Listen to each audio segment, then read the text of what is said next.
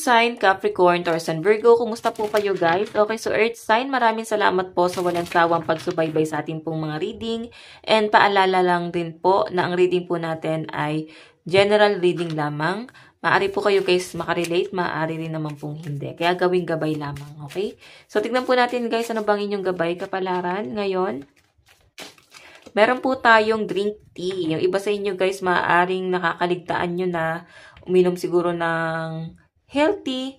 Baka puro kayo guys soft drinks or alak. So, hindi na yan guys makakabuti sa inyo. Yung iba sa inyo guys, ayan, baka kayo ay hirap matulog. So, ano bang ginagawa ng mga hirap matulog? Di ba uminom sila ng tea or gatas? Ayan, yung iba sa inyo guys na nagkakaroon guys ng insomnia or migraine, makakatulong to. Maaring yung iba naman dito guys, nagkakaroon kayo guys ng depression or anxiety, makakatulong po ang pag-inom-inom ng tea. Ayan. So, kung mayroon ako guys nakaligtaan, ano ba yung magandang benefits ng tea? Ayan. I-comment nyo na lang po sa iba. What I mean, i-comment nyo na lang guys sa baba para mabasa ng iba nating manonood at makatulong din sa kanila guys. Okay? So, maraming salamat po. Tignan po natin. Meron po tayong look to the star. Okay, so ang sinasabi rito guys, mag-ano ka rin guys, kumbaga tumingin ka rin sa kalangitan.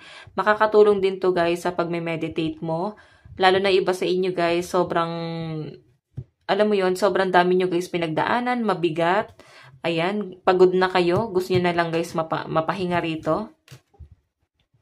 Okay, yung iba sa inyo guys, siguro kailangan nyo guys kumonect sa mga crystal. Ayan, yung iba sa inyo kailangan nyo guys ng mga crystal protection din yan. Pagdating sa inyong mga sa mga negative energy or sa mga nag-i-evil sa inyo. So kailangan nyo guys ng evil eye. And marami tayo guys stone diyan like amethyst, black obsidian, ano pa ba? Rose quartz. Ayan, citrine. Okay, so ang rose quartz para sa love. Ang citrine, I think, para siya sa pera at ganun din guys ang black obsidian. So, yan, nauutal ako, no? Tingnan pa natin, meron po tayong chanting. So, ito guys, patungkol to guys lahat sa pagme-meditate. Siguro guys, kailangan nyo yan. Mag-meditate kayo. Mag-exercise kayo para yung mga toxins mawala na rin sa inyong katawan. Okay? Ayan, yung iba sa inyo guys, maaring nababalot na kayo masyado ng mga negative. Ang kailangan nyo guys, exercise. Okay? Kailangan nyo rin guys, mahirap guys mapagod ang isip. Kaya mas magandang mapagod na lang yung katawan, di ba? At least, na-release nyo na guys yung mga toxins sa katawan mo. Okay? Tignan pa natin guys, ano pa pong ipapakita. So, ayan guys, sasabi ko na ba ang lucky number mo is 21, 31, and 8. Okay. Ayan, umaga na. Tumitilaok na yung mga manok. Okay, ayusin ko lang to guys para hindi po pantay.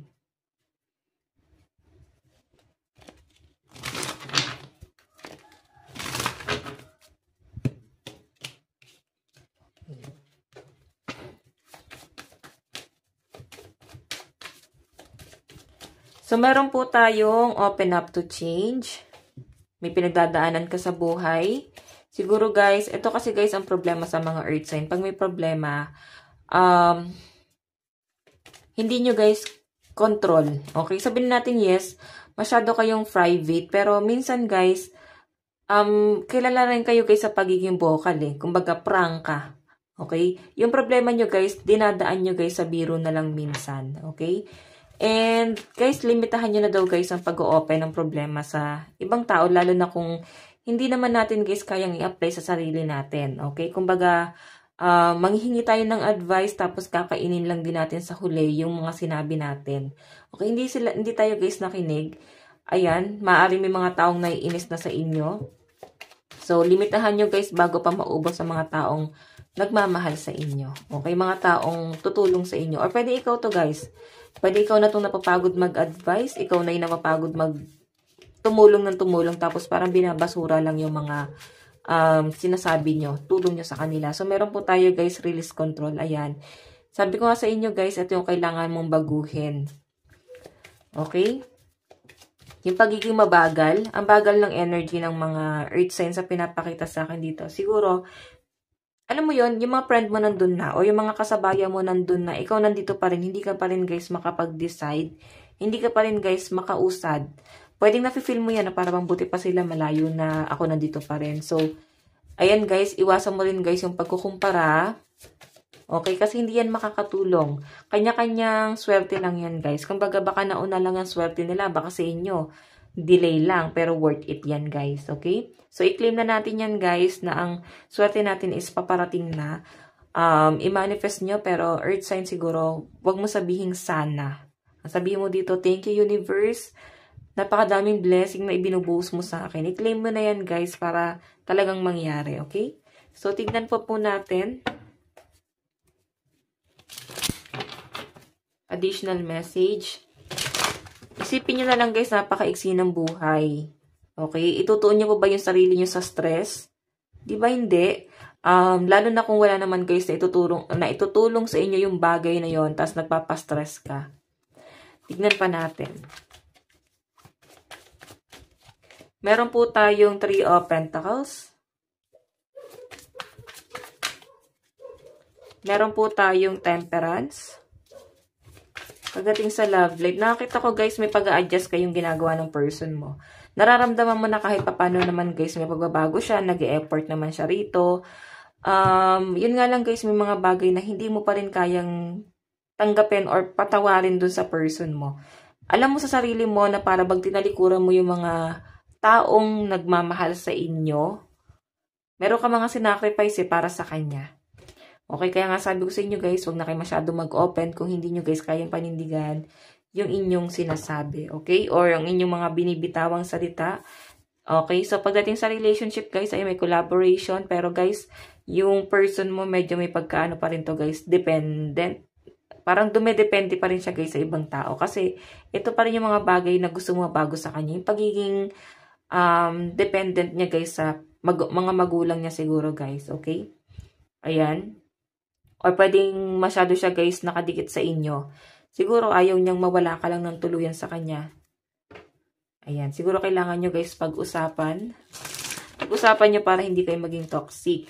Kasi nakita ko may ganong senaryo. Kasi tignan mo, ba't ka mag-a-adjust dito? Bakit ka mag-a-ano sa kanya? Mag-give way sa kanya kung walang toxicity dito na nangyayari. Okay? So, tignan pa natin guys.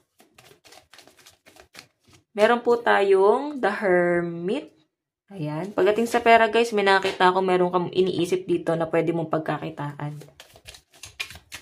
Meron po tayong 3 of Coins. Ayan, maaring may tutulong sa inyo guys. Lalo na yung iba dito na walang trabaho. Pwedeng may tutulong sa inyo para makapag-apply ka. So, siguro guys, kailangan nyong i-enhance ang inyong skill. Okay, yun yung sinasabi rito. Meron kang dapat aralin kung gusto mong makahanap ng maayos na trabaho. Pwedeng ito sa inyo guys, nagre-review ka na. Okay, pagdating sa interview, kasi malaking-laking company siguro itong in-applyan nyo. So, meron po tayo guys, 8 of Cups. May pagtalikod. Meron ka guys, tinalikuran dito. Pwedeng malapit mo na guys, maipanalo tong bagay na to. Pwedeng nagbigay ka pa guys ng chance doon sa taong yan para maunaw. Para bang, tignan mo, sabi ko nga sa inyo guys, yung mga kasabayan mo nandun na, ikaw nandito pa rin. Nakatayo ka dyan. So, tinalikuran mo. Pwedeng tinalikuran mo yung mga opportunity na sana dumarating or magandang biyayang dumarating sa inyo guys. Tinalikuran mo kasi meron kang ibang pinagtuunan ng pansin. Kumbaga, nagpa-distract ka. Okay? Ayan. Hindi kayo guys gano'n naging wise dito. Tignan po natin, meron po tayong, ayun, The Hangman. Ngayon, nasa conflict ka.